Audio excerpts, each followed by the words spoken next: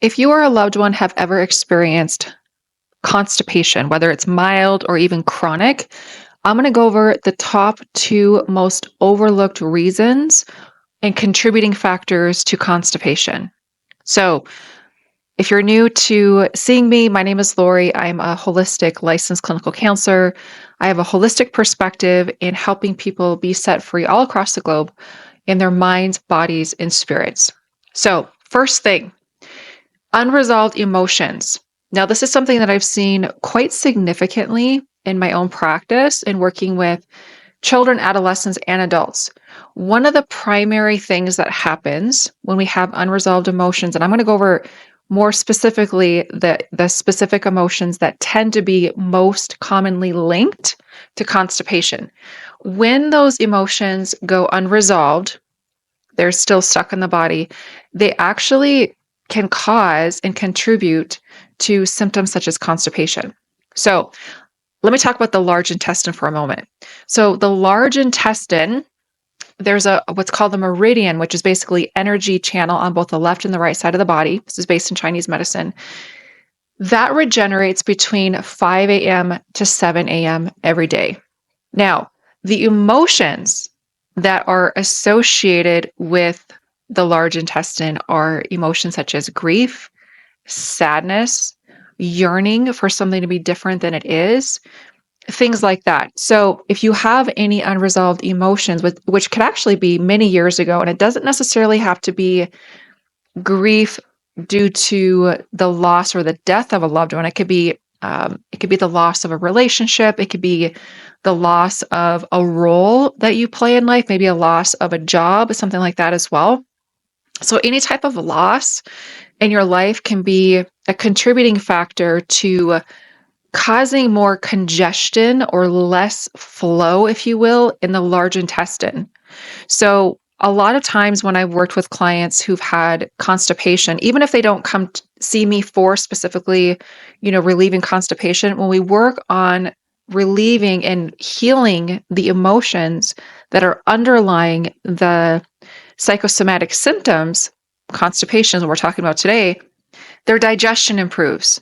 It is amazing. And I've actually conducted sessions with people both in person and virtually in as little as like 15 minutes. It doesn't take a long time to resolve those emotions. So my question to you is, if you are wondering, like, are, unresolved emotions possibly impacting this issue? Or maybe you have a child and you're wondering if that's impacting your child's constipation. Ask yourself if there is any potentially underlying sadness or grief or loss or yearning. If there is, I highly recommend going to download my #1 stress tool. That's going to actually guide you in a self-help tool to help resolve those emotions on your own. And if you want to work with a trained practitioner, you can also book a session with me below as well. But that's one of the common links. I've seen so many GI issues, not even just constipation. It could be diarrhea, it could be IBS, even more chronic conditions as well, when the underlying cause or major contributing factor is unresolved emotions. So that's the first thing to keep in mind. The second thing that I want to go over, and this is actually something I've been diving deeper into more recently, is a nutritional specific piece, the flour that you're consuming. Now, let me explain what I mean by that. So, if you're buying baked goods off the shelf in the stores, chances are, probably 99% chance, is that it's being baked with manufactured flour, all-purpose flour, or even if it's whole wheat flour, there is probably preservatives in it, and it's actually a lot of the processed refined flours that are being used in our cookies and our pastries and even our healthy breads are actually stripped of major vitamins, minerals, nutrients, and also fiber, which we know fiber is also a beneficial factor in getting things moving and having healthy bowel movements every day. So I actually started to learn more about this topic just within the last few weeks for my own personal concerns with not constipation, although I was chronically constipated as a child. And I will tell you, as I learned a lot more about the mind, body, spirit connection as an adult, and I began to heal some of the feelings and the emotions that I was experiencing as a child, dramatic difference. So I was chronically constipated, childhood, and a lot of it my adolescence as well. When I was tuned into the emotional piece as an adult and began to heal that, healthy bowel movement since then. So I can personally attest to that. Now, going back to the nutritional thing, one of the things that I was researching recently is I was considering going gluten free. And the reason why I was considering going gluten free is because I've been experiencing more fatigue lately, and I take pretty good care of my health. But if any of you, particularly women out there, especially if you're middle aged and you either you have gone through perimenopause or you're currently going through perimenopause, perhaps you can relate. So I've been experiencing a lot of perimenopausal symptoms that are really just, there's a long laundry list of symptoms that I've been experiencing that are just unpleasant, and they just, bam, hit me out of nowhere.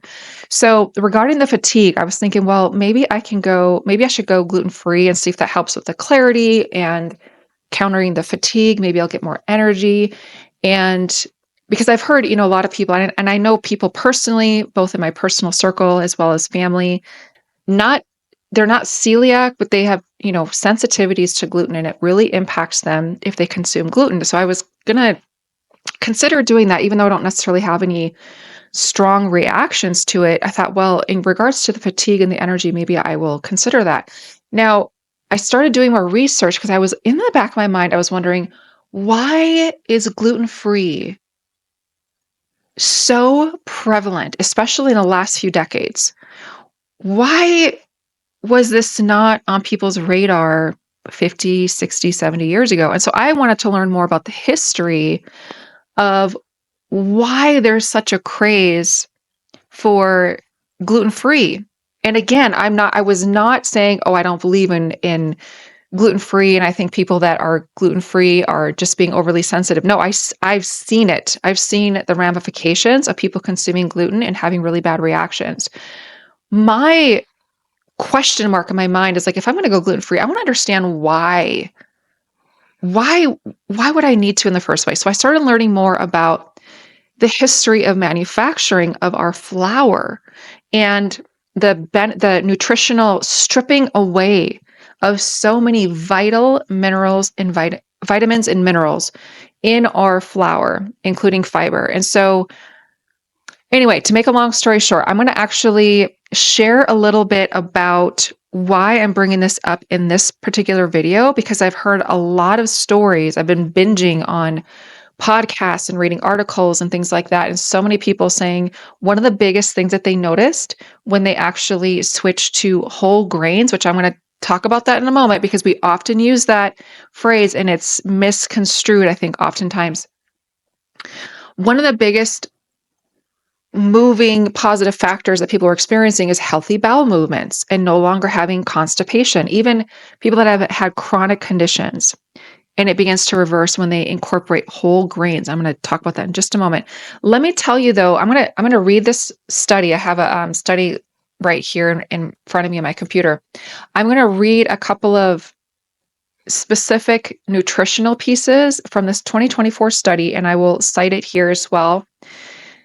Major minerals, so calcium, magnesium, phosphorus, and potassium.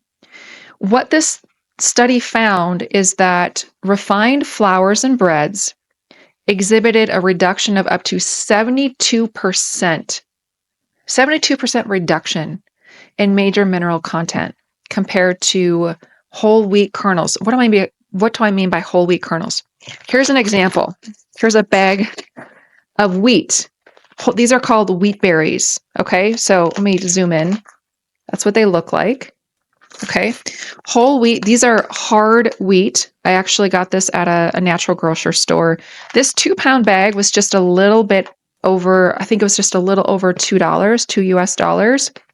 And what I do with this is I grind it in a mill. I bought a mill, a stone mill, and you basically just, and I'll show you a video of that.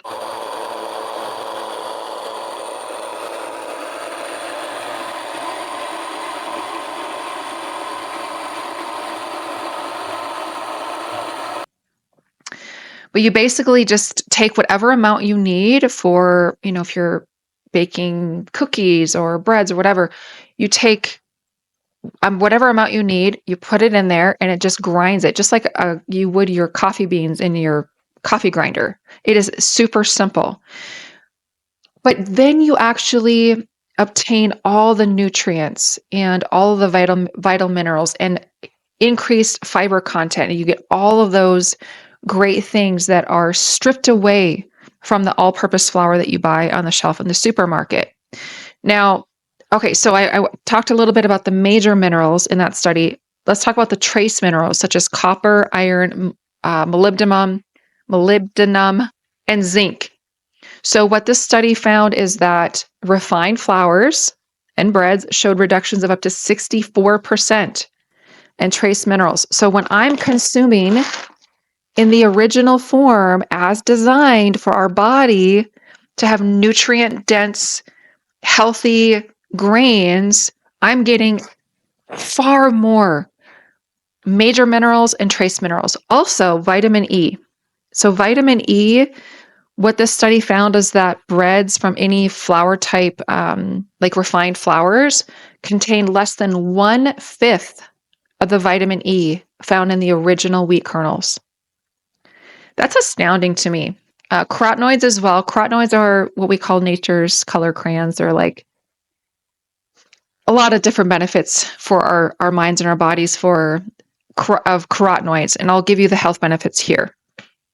So that's one of the studies. There's a lot of additional studies out there, but one of the things that, as I was, considering going gluten-free, I decided, actually, no, I don't think that's the answer for me. I think that I need to go back to the basics and look at, for centuries and thousands of years, our ancestors consumed whole grains, and they had nowhere near the health issues that we have now in modern day. So when these things are stripped away, it wreaks havoc on our physical health, and I would say also our mental health as well. So the gut-brain axis, when we have issues in our stomach or our digestion or large intestine, it can have a direct impact on our brains, how our brains function, and our mental health and our emotional well-being. So one of the things that I did that was, an investment in my own health is purchase the grain mill. There's a lot of different grain mills out there, by the way. And again, it's as simple as putting the kernels in the grain mill, pushing a button, adjusting the like how coarse you want the flour, if you want it really fine or really coarse.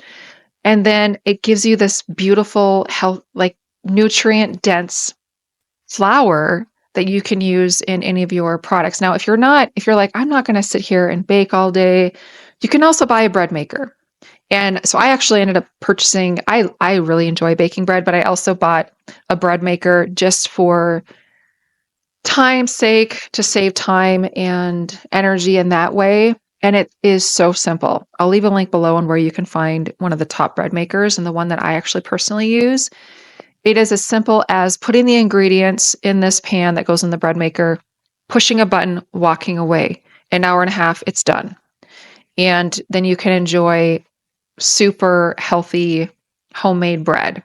So, but you can also use this, like I said, in pastries. So just a quick little tip, if you're going to do freshly milled flour, and I'm happy to do another video, you can comment below if you want to learn more about milling your own flour, whether it's regarding what mill to buy, the price points of those, what type of grains to buy, where to buy the grains. Like I said, I bought this one at the natural grocers for just a couple dollars, just over a couple dollars for this one. This is the hard wheat, which has a higher protein than what's called the soft wheat. So the hard wheat is ideal for baking bread. So the higher protein content is helpful for making that, the bread rise and give it that nice texture. Soft wheat berries or soft wheat is ideal for baking cookies and pastries and cakes and things like that. So I ended up purchasing these smaller ones at the grocers. And then I purchased a really big 40-pound pail, like this big bucket for my soft wheat because I really enjoy baking. And so I actually made a few different rounds of chocolate chip cookies with the soft wheat, and they were phenomenal. They were so, so delicious. And I could taste the difference. And I was trying to describe, my husband asked me what I thought of the cookies, and I was trying to describe, I was like, how do I even describe what I'm tasting? And one of the ways that I could describe it is it doesn't taste processed. I know that sounds silly because I've done, baked many cookies in the past, which taste good, but they still just, when you compare cookies baked with all-purpose flour versus the whole grain flour, you can taste the difference. You can taste this like processed flavor in the other cookies with the all-purpose flour. So anyway, that is something that a lot of people that has really increased their overall health, is switching to whole grains. Now, one of the things I mentioned earlier, this whole concept of whole grains, right? I've gone to the store and I've seen whole grain bread. I'm like, is it really whole grain as I'm talking about whole grain like this original and then just simply ground with no preservatives added or any of that? I highly doubt it. And the reason why historically manufacturers took a lot of these, they basically sifted some of the major components of the wheat away, because if you have all those healthy components of the original wheat kernel or the wheat berry in the ground flour, it becomes rancid faster on the shelf. The oils of it just it makes the flour not good faster. And so manufacturers are like, well, this is going to affect our bottom dollar. This is going to affect how much money we can put in our own pockets. So let's strip all of that away and give our fellow Americans a bunch of crap. And we'll just add synthetic B vitamin back into it and a few others. But let's take all of the, 40 vitamins and minerals out of it that you would get from the original. Anyway, that's a whole other story, and something I feel a little bit passionate about, just how our industry is just not great. We have to take control over our own health and well-being. And so one way that I'm doing that is by just buying my own grains, which is super simple, actually. Putting them in the grain mill, it just grinds it up, and I just use that flour fresh when I'm ready to bake something. So, and you can use this also for, there are so many things, pancakes. I bought a recipe book that had just tons of different things in there. Anything that you're using flour for, if you're making muffins, whatever you're doing with flour, you can use the whole grains, and it will make a dramatic difference in how you feel. I've noticed personally, and I've only been doing this for, I want to say, just a little over 2 weeks. And so I usually have a slice of the toast, the bread that I made. I usually slice a small slice, put in the toaster. I usually have that with my breakfast. And then lately I've been having some of the cookies that I made, which are fantastic. I personally noticed just a couple of things that I've noticed, 3 things specifically. One, I've noticed increased energy. I feel so much better.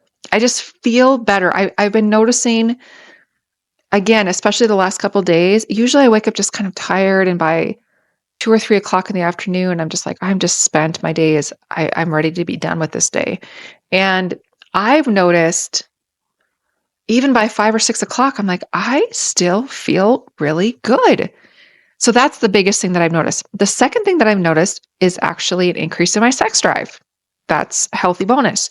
The third thing that I've noticed is having even healthier bowel movements and just more. I know that's too much information, but I'm just letting you know that these are some of the personal things that I've noticed so far as a result of incorporating whole grains.